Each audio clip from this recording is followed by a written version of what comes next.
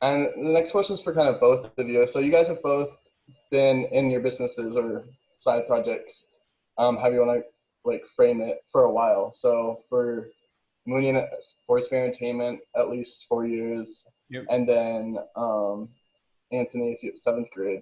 Oh math, like 6 years ish, 5 6 years, 7 years, 6 years, 6 7 years, something like six that. Yeah. 7 years. Okay.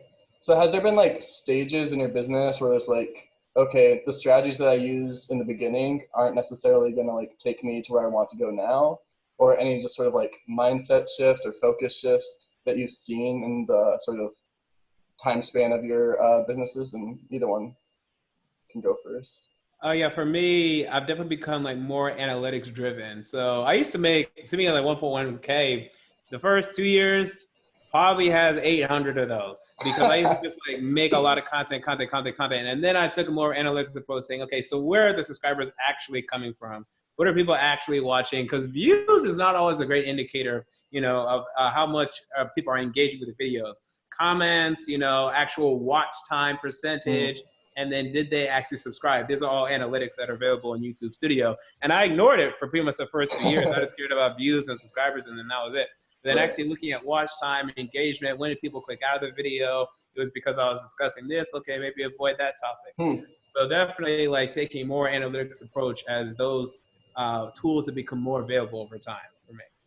Well, I didn't even know it was so micro. It's like, I know that 'cause I have some YouTube videos on. It's like you can see your watch time and stuff like that, and also like impressions and all that kind of jazz. But I didn't know you could like tone it down to an exact time in the video, and then be like, oh, all my viewers dropped out after I started talking about this or something. That's really interesting. What about you, Anthony? Any stages or anything like that? Definitely a couple stages. So like as I first started doing this, obviously I had like very limited capital. So a lot of my products were coming from stores like Ross, Marshalls, Burlington, Nike outlets, and I was maybe 10 pairs a week in terms of buying them. But as my capital has grown, I've noticed like volume is what I need. So I do a lot of my sourcing from online places, and I'm getting hundreds of pairs in a week. Wow. And that's important to like just keep the stream going. Obviously, like one of the things that I haven't been really looking at is analytics, as Munya said, is just because.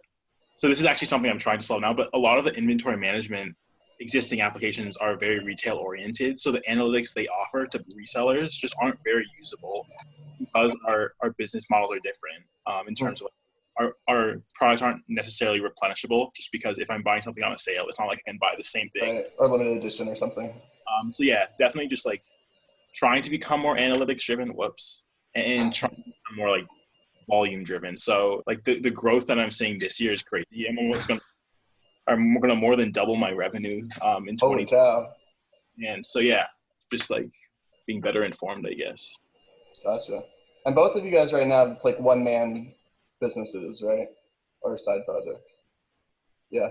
For me, yeah. There was a time I actually had a staff of like writers, and I was actually trying to go into writing. And then as I found more people are like moving away from like reading articles, they just want to like watch videos, they want to go on Instagram. So Very true.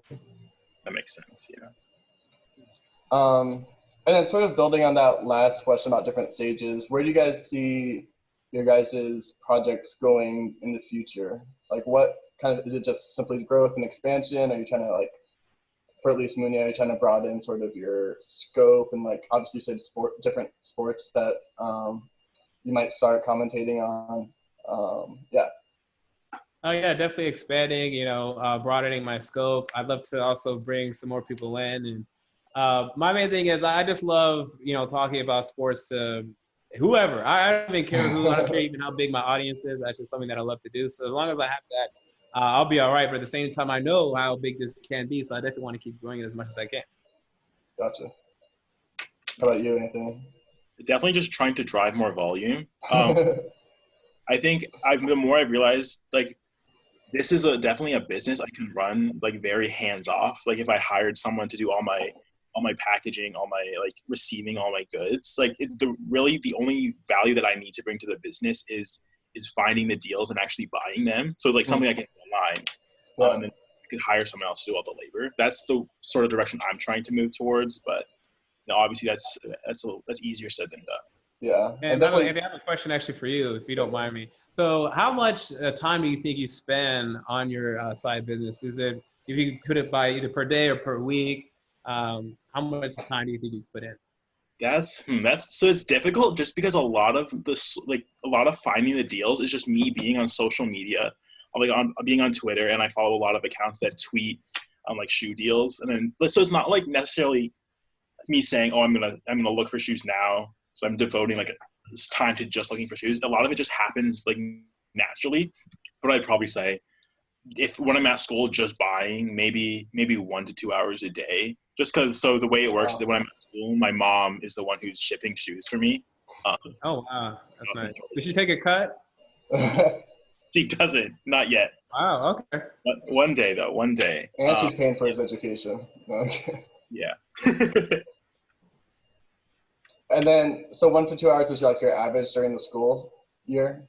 Yeah, probably. And then what about like in the summer or like weekends, I guess?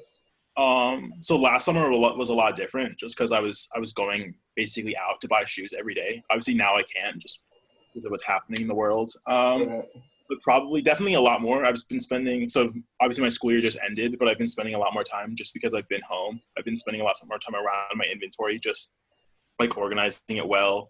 And I've been spending a lot of time buying. So yeah, like this quarter, so Northwestern's on the court system. I've been home since the end of March. I've probably bought 1,000 pairs already.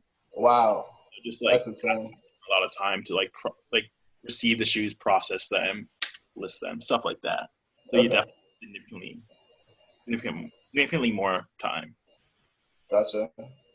And now that you brought up like coronavirus, and I think Munya, I'd assume yours. Oh, actually, never mind. You're also impacted because sports have gone down. I thought like, oh, you're just making content. You can make content. But so how is? Have you guys seen any dip in sales or maybe even increase? Not sales, I guess profit or whatever views. In your respective businesses since this, coronavirus stuff happened? Oh yeah, I've definitely seen a drop. Because right now I'd be watching the NBA Finals. I'd have my live stream on. I'd be doing my live commenting. That's when I have the most NBA views, without a doubt, every year. And luckily, it looks like we're gonna have an NBA season, but now it's gonna be later on in the year or so. But for this time, yeah, I definitely seen a different content. So I've been like focusing more on like the NFL off season, but there's only so much you can talk about in the NFL off season in June. And then I personally don't like to get too political, so I haven't even like gone into like the Colin Kaepernick issue, which is like the main thing people are talking about. Yeah. So I've definitely seen like a dip, but I know that, since there's such a huge fall season coming up, I'm not too worried about it right now. Gotcha. Yeah. So for me, like coronavirus, I think has definitely, increased sales. I haven't really looked at the numbers yet, just because I think when everyone got their stimulus checks, people were spending a lot of, and also just like everyone's home, they're bored, so they're on their phones more buying stuff. So yeah, I mean, e-commerce has gone up in general, but I've definitely seen sales. Gotcha. Well, that's good to hear for you. Sorry to hear about that, Munya, but it's going to come back with like, it's going to come back with a force. Oh yeah, absolutely. The NBA season. Wait, what did you say, Anthony? Oh, it's almost excited for the NBA season. Yeah. Oh yeah. Same. Yeah, I've been trying to do like some streaming of like NBA content or like NBA Live, just because my idea is that like people are like really gunning for some sports content, but I'm not the best streamer, so I haven't done that in a while. But so obviously, Munya, you graduated from college, right? 2019. Congrats, by the way. But could you guys go into a little bit about balancing with work or with school, your side projects? And has there been times when, one got more focused and you saw a dip in either school or work or your side project? So for me, actually, it's my hardest thing has actually never been school and the side project. Those two have always actually co-aligned pretty well because my class are normally in the mornings. I would never make videos in the mornings. And then I can in the afternoon or night, I'll be able to make my video. The problem for me, the biggest problem was actually the side project, the school, and the social life, right? So now I come back at 7, it's 8, it's 9 p.m. People want to, hang out, have a wine Wednesday, go out on a Thursday. I'm like, man, I got a video to make. So that was actually the hardest thing. So school and the side project, never a big deal just because I don't have to like do anything during the day. I can't release content during the day. Like, that's when a lot of shows are going on.